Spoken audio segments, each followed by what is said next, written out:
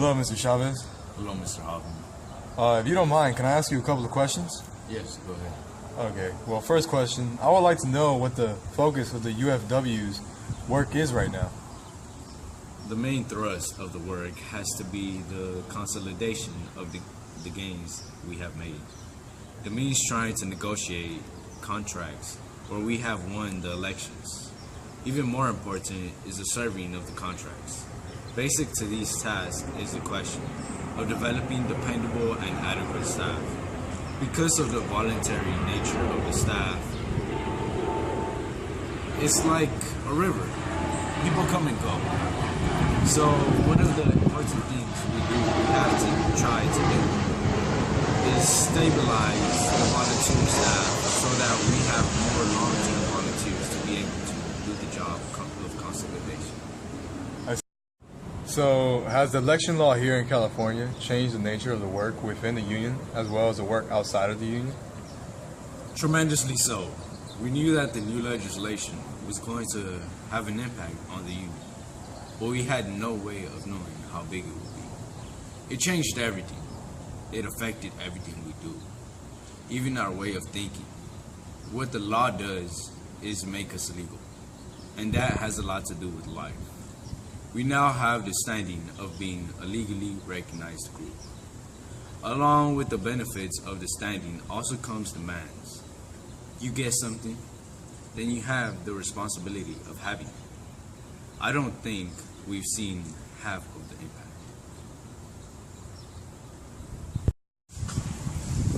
So would you do me a favor and identify what is your personal source of power and determination to keep on going? It's been a long time.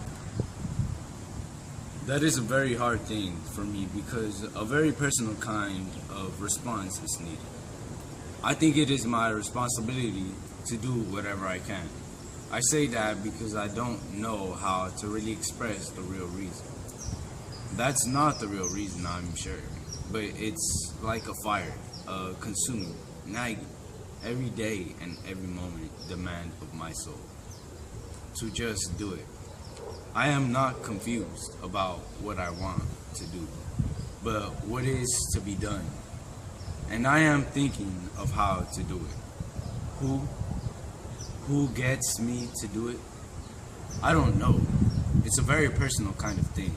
It's difficult to explain.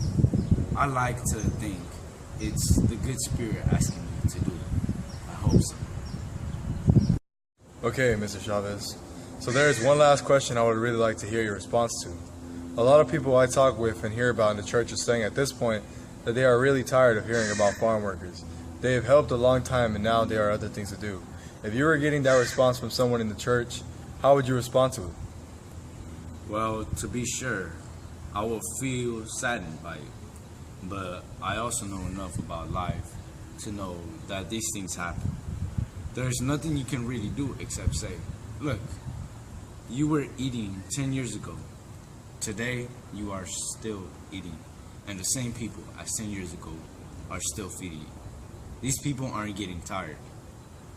What if they got tired and said they were not going to go to work?